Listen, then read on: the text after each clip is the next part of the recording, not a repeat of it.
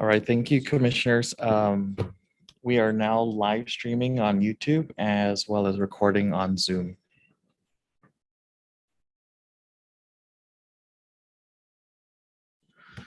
I'd like to call this meeting to order. It's now 10:15 on Friday, July 15th. Let's do a roll call. I'm Shannon Murphy. Christopher Cruz. Daphne Leon Guerrero. Meg Takenko. So it appears we have a quorum for our regular meeting. Let's move to our minutes from April 22nd.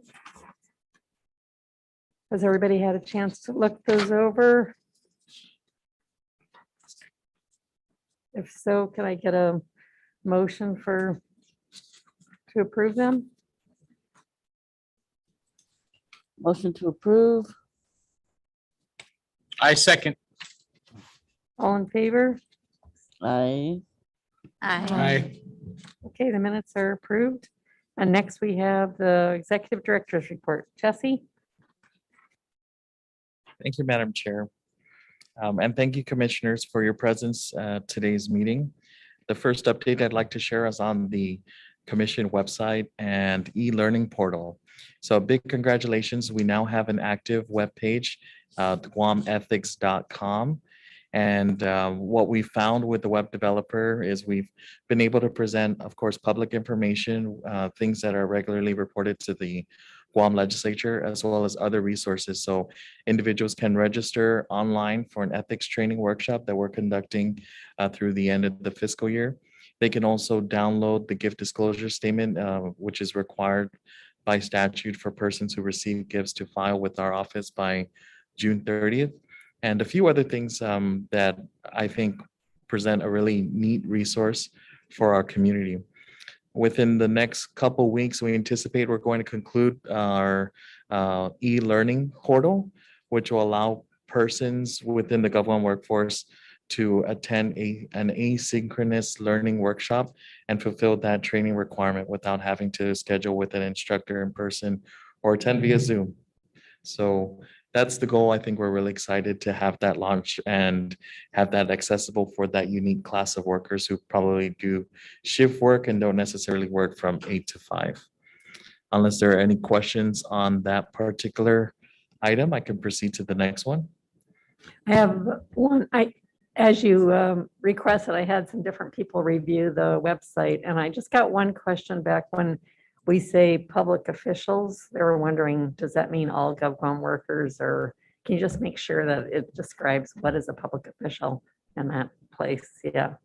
And then I was also hoping to have more, the picture of the building, to me, it was kind of impersonal. I don't know if those are permanent things or just, or placeholders. And I was hoping you guys maybe could put pictures of the staff or somebody filing a complaint, something more engaging. Okay, that's my only thing. Thanks. It looks great, though. There's a lot of good information. Oh, one more thing I just remembered.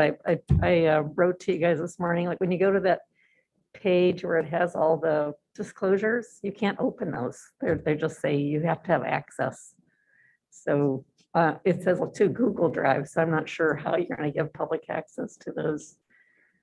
Is that going to be addressed? Yes, in fact, it was already sent to the developer team yesterday. We went through each of the respective links that we're providing. So to answer your first question, yes, the images are placeholders. Since we've moved to this new office location, a lot of constituents have found trouble locating us. So we thought if we present that as the first image, you get a sense of where to find us. And that actually points in the direction of our window on the 4th floor. But those suggestions are well taken, and definitely will accommodate that once we discover ways to achieve the recommended solutions. On the actual links, so we brought that up to the web developer earlier this week.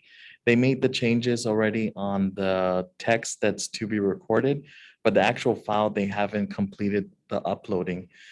It was linked to our Google Drive, but that Google domain is going to be offline by the end of the fiscal year, and we're going to transition to Outlook. So what we wanted to do is just have the actual file available for upload rather than being redirected to a drive where they would download again. So that's the anticipated outcome. We'll follow up with our vendor to see when the timelines where we could see that now reflected. But thank you, Madam Chair. Moving on to financial disclosure and conflicts of interest statements. So congratulations to the commission. I received communication from the Guam Election Commission that all commissioners have fulfilled that mandate. So I do appreciate your cooperation as we went around trying to collect your signature specimens for those disclosures. At the previous meeting, we were discussing collaboration with PBS Guam. So I did receive a letter, and that's provided in your packet so you can review the content. In summary, they are producing a 30-minute training video, and then the cost attached to that averages $10,875. So due to the limited resources, we made the conscious decision that rather than having pursue this project, we are appreciative that we have an idea of the ballpark figure. Obviously, the training is meant to be 4 hours long, so we need to multiply that amount, I imagine, by the total hours of work to be completed. What we'd hope to do is to find other sources of funding, particularly federal sources, that can help supplement maybe a technical assistance grant that will improve what we currently have available. So there are no available funds to date that we could use to pursue this project because one, it is a high amount, but also it falls short of the total hours or minutes required for the training. So we're not able to provide a fully vetted training. So we're going to defer that and hopefully seek out those federal sources of revenue. Any questions on the PBS project? I have one. Were you able to look around for private contractors that could do this project and see how that rate compares? Excellent. We did send out an RFQ, which was just a simple quotation. We haven't gotten responses back, but we'll note to do follow-ups with those vendors and see what we might be able to get.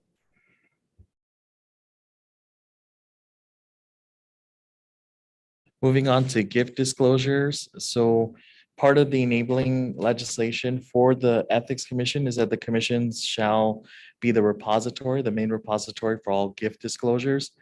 I did prepare and transmit to all the agency heads a reminder that please encourage your employees, if they received gifts within the allowed amount, that they are to file those gift for disclosures with the commission. That information went out to date. As of the June 30th deadline, we did not receive any disclosures, but at least that resources is available on our website where persons can view and understand the reasoning behind why they would need to disclose gifts, and also download the form and review the form that they would need to complete.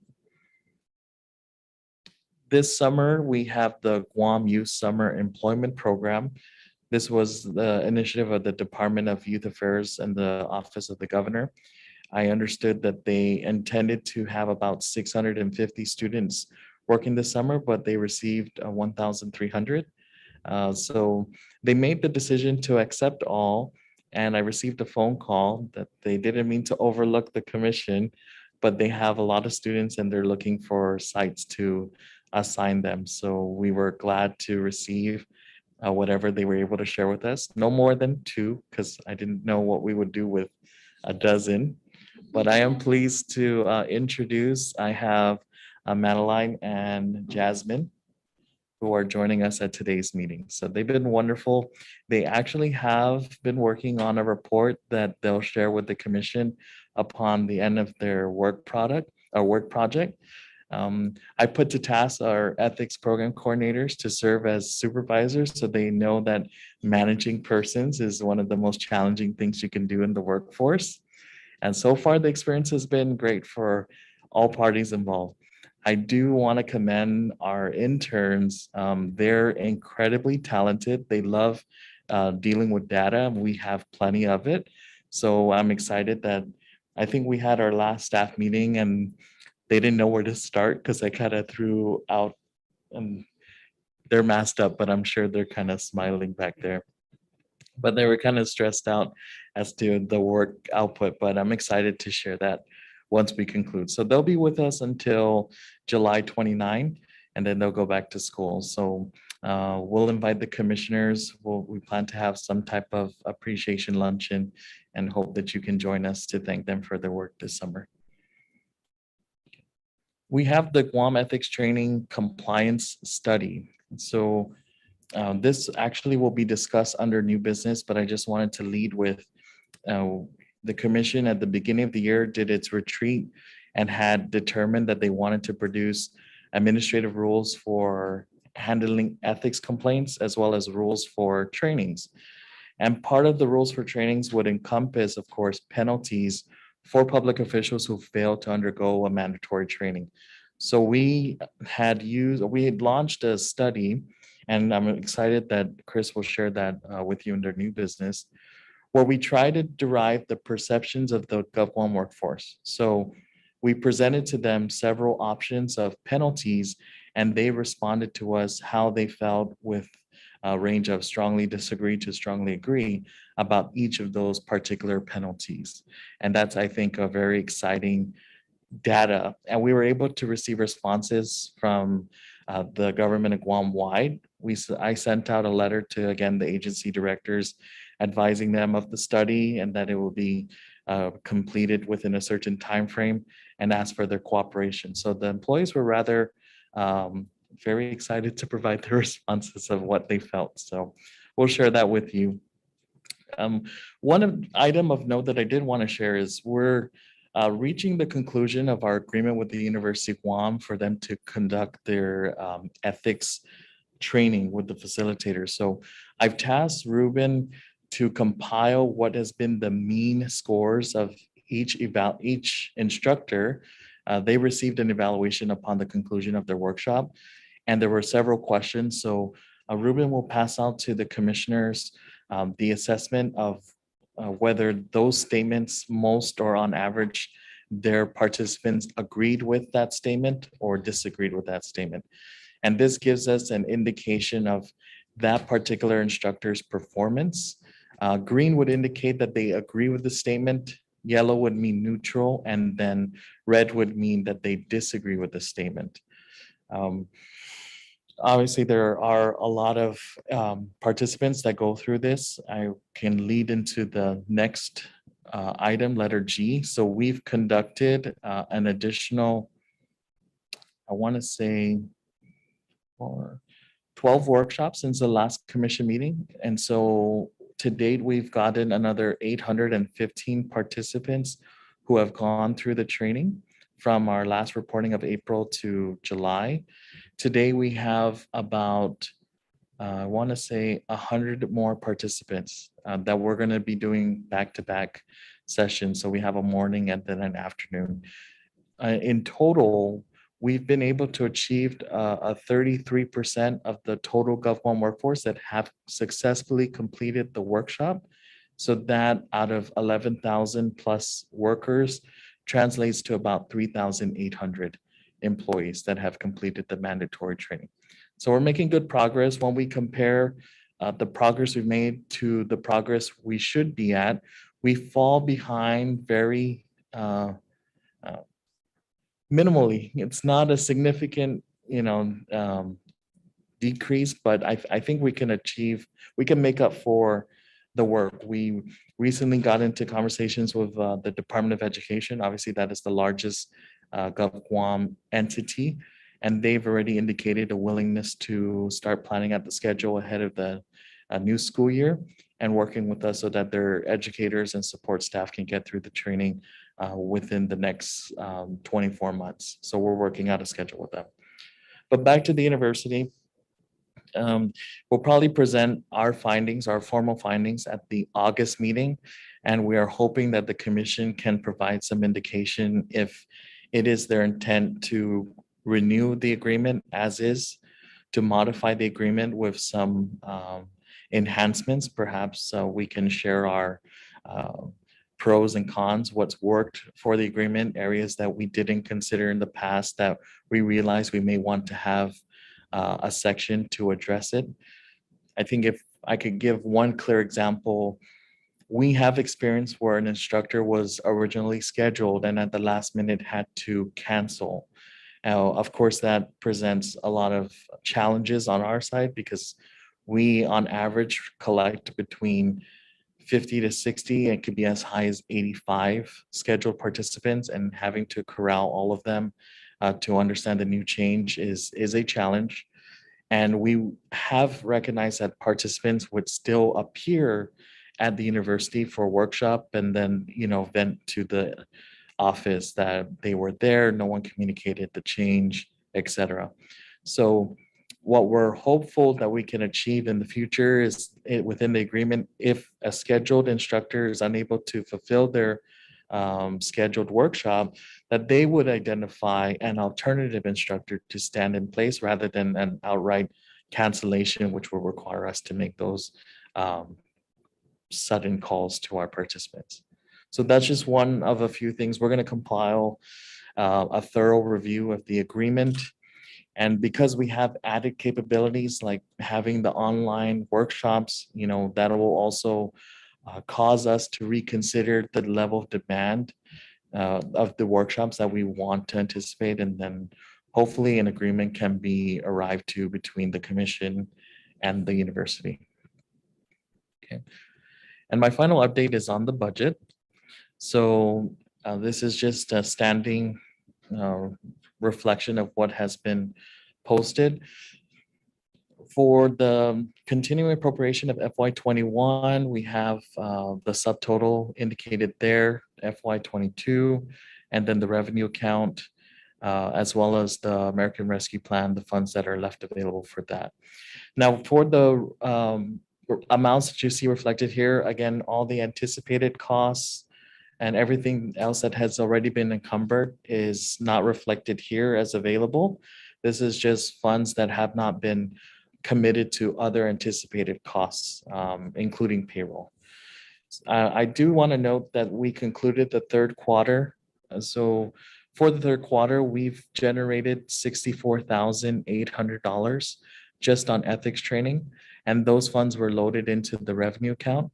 So you'll find that the revenue account amount has adjusted slightly compared to the report that was shared with you in April.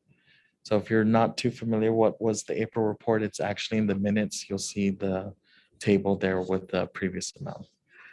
Are there any questions that I can answer with regards to the budget? What is the ARPA funds? What can those be used for? Great question.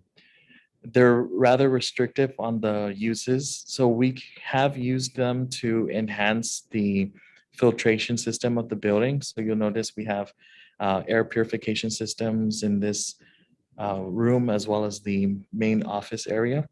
We've also been able to purchase PPEs, personal protective equipment, to include masks. We have the plexi shields and sanitizing equipment and temperature readers. Other than that, we can use those funds to cover for payroll expenses related to mitigating COVID. So if a particular employee were to catch the virus and need to take extended leave of absence to recover, then the revenue, that ARPA fund could be used to augment the costs of the payroll expenses. Or if we find individuals who were laid off or out of work for issues relating to the pandemic, then the office can retain them to provide on-the-job training and use the ARPA funds to pay for it.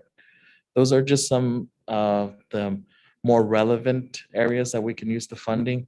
The other areas relate more specifically to public health and public safety agencies. They don't necessarily correspond to the functions of our office, so we don't pay much attention to what could be used in that respect. Is there a time element here? It has to be spent by a certain time? There is. According to the final rule from US Treasury, we have up to 2024 to obligate the funds and then 2026 to fully expend all the funds that have been obligated. So we have quite a ways before those funds are returned. We don't have a significant amount that had been allocated to the commission. So we imagine, based on our inventory and what we anticipate to be just your standard depreciation, we can use up the rest of the funds to buy resupplies of PPE that'll take us through 2026. One more question. Can those be used for that project to put the training online? We tried to see if there would be a fit to that, but because there's no relation to the pandemic, it was hard to justify the cost in any of the allowable categories. But excellent questions, Madam Chair. I always appreciate when you ask questions, I'm prepared for answers. Are there any other questions on the budget? If there are none, I can conclude my report, Madam Chair.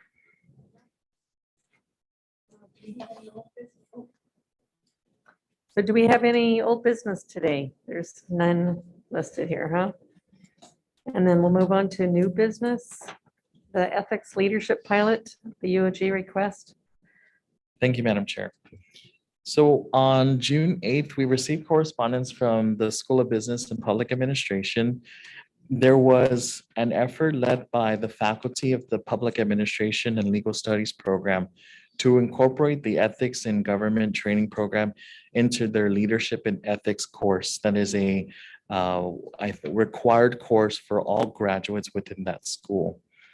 The pilot aims to allow the students to undergo the workshop, and when they complete the course and they pass, they would also receive the certificate showing that they satisfied the mandate of the ethics in training that was passed by Public Law 35-36. So it's an obvious cost to the commission. We would waive the fee for that number of students registered.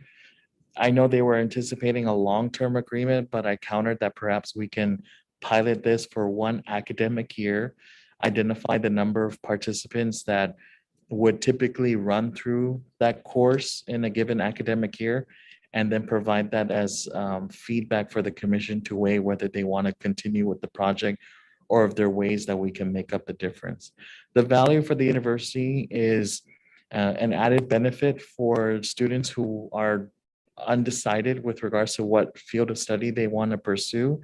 If they pursue that particular course and the course relates to a program, then they can walk out and enter into any government of Guam office, be interviewed and say, one added benefit is I'm coming now with an ethics training from the commission, which means that you wouldn't have to provide for that cost to send me to training. So that will raise them to a different level or perspective than any other applicant. So that's great for the student, great for the school. For the commission itself, it's just a goodwill service initiative to partner with the university in this particular way. We do want to see the effects and to understand what is the real impact with regards to those students getting the courses at the university and how that translates to our loss in revenue. The commission had only instituted that fee because it did not receive the full appropriation it required to maintain operations at the level that it currently operates. So when we lose that revenue, we risk that we would be short from what it would cost to continue operations. I don't think it will have a significant impact if we recommend the commission approves it just for that academic year. We'll use that opportunity to study how many participants has that allowed to register and complete. And then we'll also recommend that the university start to consider whether imposing a lab fee or any other mechanism that would remit future payments for future students to the commission so that the certificates are fair.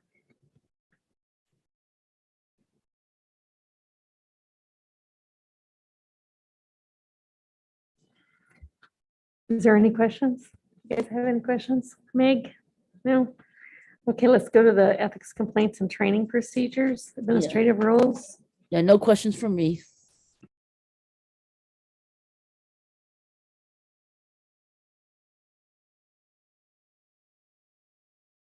Okay, Madam Chair. If we can do maybe just a 2-minute recess, we're going to transition screens to show the presentation. And then I'll introduce Chris, who will conduct the presentation.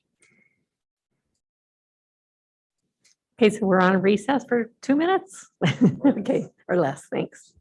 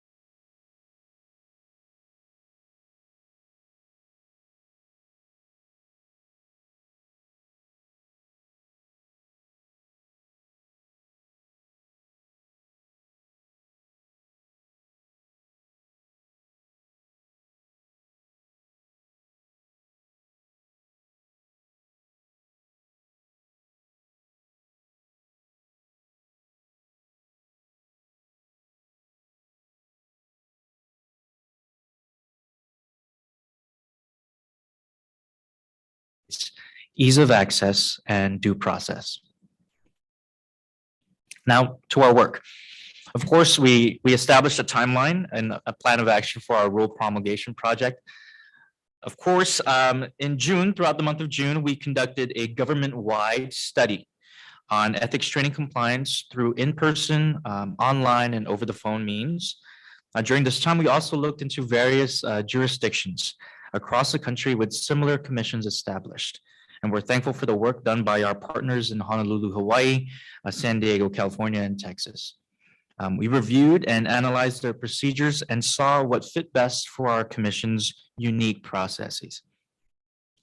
Second, in early July, earlier this month, we began drafting our rules. We analyzed the results of the study, of the survey we conducted, and those results helped to inform us in drafting these rules. When drafting these rules, we ensured that they aligned with our enabling statute for the commission and that our focus of streamlining our procedures was at the forefront. And of course, late July, we had anticipated that we will have the rules ready for your review and subsequently scheduled for public hearings through the Administrative Adjudication Act. We're happy to report that the draft rules and regulations have been completed ahead of schedule and are included in your meeting packet today. And finally, we're dedicating the month of August for the Commission's final review of these draft rules and the submission of these rules for official review by the Governor and the Attorney General. And once they've conducted their official review, the Commission will be ready to transmit these rules to the legislature for its consideration. And now, of course, on to the study. Here's at a glance.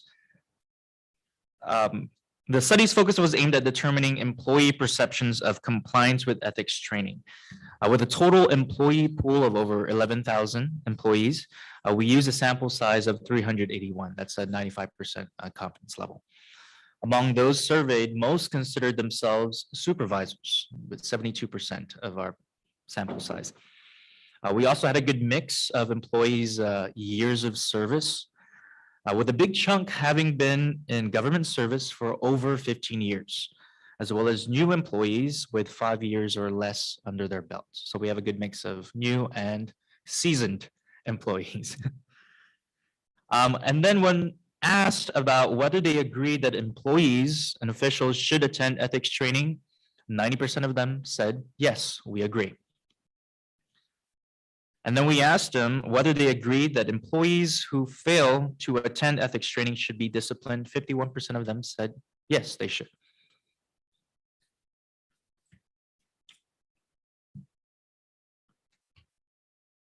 And now, in addition to those questions, we asked respondents whether they agreed or disagreed with the implementation of the following penalties for noncompliance. And these are counseling, which is an informal corrective action where the supervisor calls to attention that you failed to attend an ethics training, and then they advise you and counsel you. Second is a letter of warning. This is, as you can see, the severity of the penalties increase. A letter of warning, this is still an informal corrective action where your supervisor calls to attention the second offense and warns you that a third offense might lead to a letter of reprimand. A letter of reprimand is a formal corrective action, and a supervisor advises you that if you continue to fail to attend the ethics training, there's pending adverse action against you. And this will be in your personnel file for a year. And also, an option was to be barred from promotion, barred from salary adjustments, barred from separation from Government of Guam. So you need to clear with the Ethics Commission before you separate from the government. And lastly, we asked them whether supervisors should be equally responsible if their subordinates fail to attend an ethics training. The respondents were provided a Likert scale from 1 to 5, with 1 meaning strongly disagree and 5 as strongly agree. Using the interval range for a 5-point scale, we can see that only the first two options, counseling and letter of warning, meet the agree threshold and should be considered for inclusion in our rules. The respondents only disagree or outright disagree with the penalty of being barred from separation from GovGuam. The rest of the options fall within what we call the neutral zone, indicating that respondents were not as sure about how they feel. They may lean toward disagreement or agreement, or they just don't have an opinion.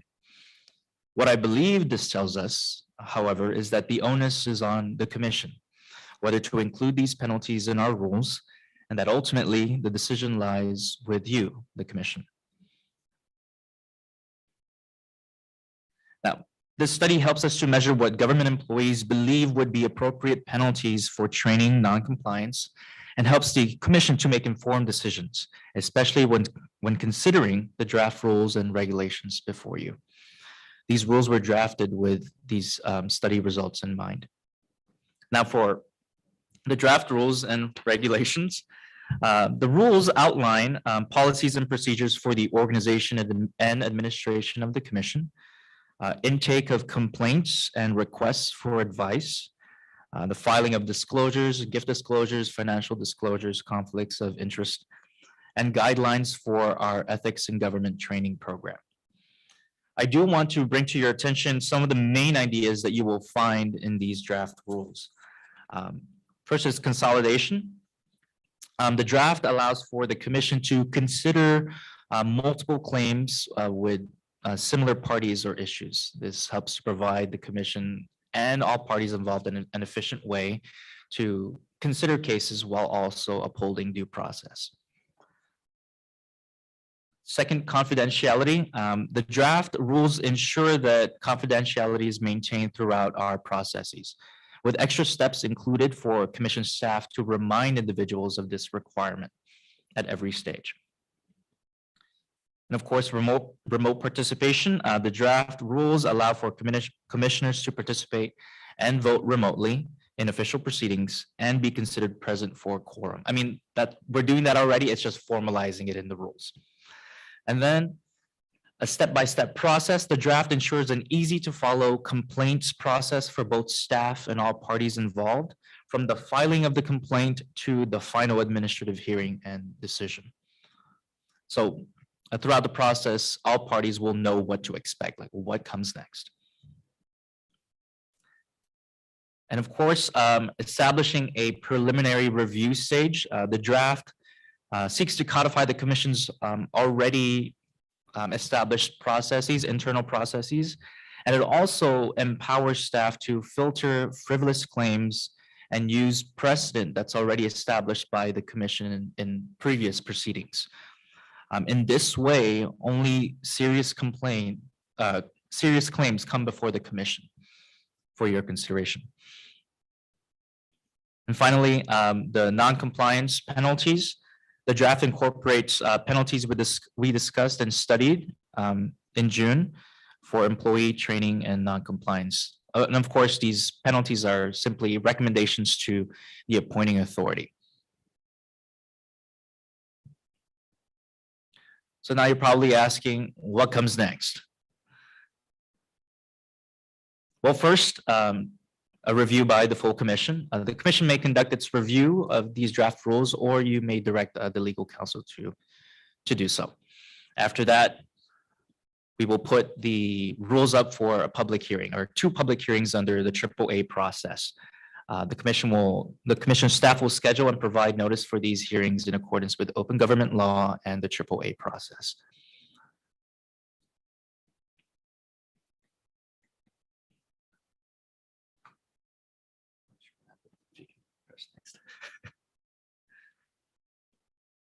And of course, it will come back to you, the commission, after these public hearings for a final review. So you can incorporate all of the input, the feedback from these public hearings, and then consider amendments in your official proceedings. After that, you may, by board resolution or commission resolution, submit these draft rules and regulations to the governor and the Office of the Attorney General as provided in statute for their official review. Once that's conducted, it will come back to the commission and the commission will transmit to the Guam legislature for its consideration. And after that, it's just like any other bill passing through the legislature. Thank you very much.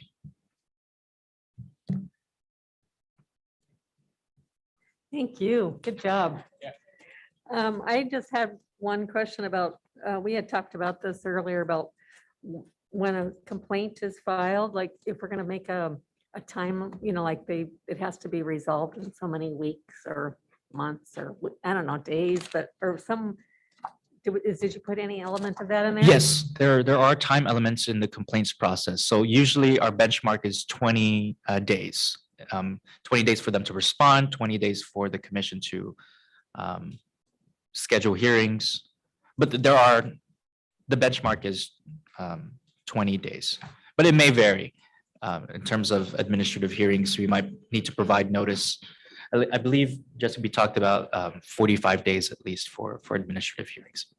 So that's 20 working days, right? Cal- Calendar days? Calendar days, Oh, yes. okay. So we plan the timeline to be, once the commission makes the determination that it wishes to proceed to an administrative hearing following their formal advisory opinion, we would set the date for the hearing no earlier than 45 days because the statute requires that they send to us 20 days before the hearing their formal response or any evidence. So that'll give them a nice, healthy timeline to meet and allow for all the evidence to be collected before they're required to submit to the commission its case.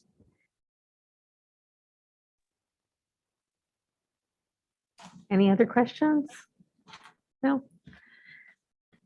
Anyways, I'm looking forward to this getting done. It's really great to have it ready to go. I think you did a good job. I gotta take some time to read it all, but we'll do that. I'm sure. Thank you, Madam Chair. Yeah. And that is the end of our new business. And now we're gonna move to the closed proceedings. Yes, Madam Chair. So I just communicated with our two commissioners that are required. I'm requesting a recess so that we can anticipate for the fifth member and then we can continue with the closed proceedings. Okay, we're in recess.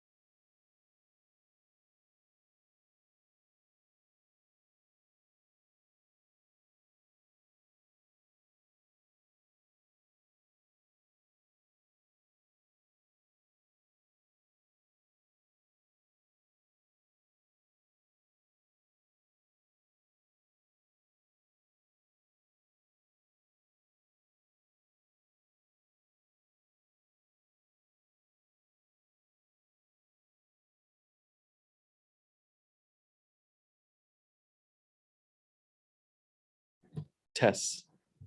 All right, Madam Chair, may we go back from recess and perhaps if the commission will allow us to move to executive session before closed proceedings? Yes, I think that's a good idea. We still have Meg with us. Yes. Yeah. right. So if we can allow to call the meeting back to order and then we'll make that modification. Yeah, okay. Is there a motion to go back into order? I'm not sure if we need one, but. I'll there make is. a motion to call the meeting back to order from recess at 11:02. I second. Okay, the meeting is back in order. Yes, and then now, Madam Chair, because it's executive session, we'll need a motion to move into executive session to discuss personnel matters. I make that motion. I'll second that. All right, we're in an executive session. It's been approved. Thank you. For the audience, we're now in executive session. We'll return upon the completion.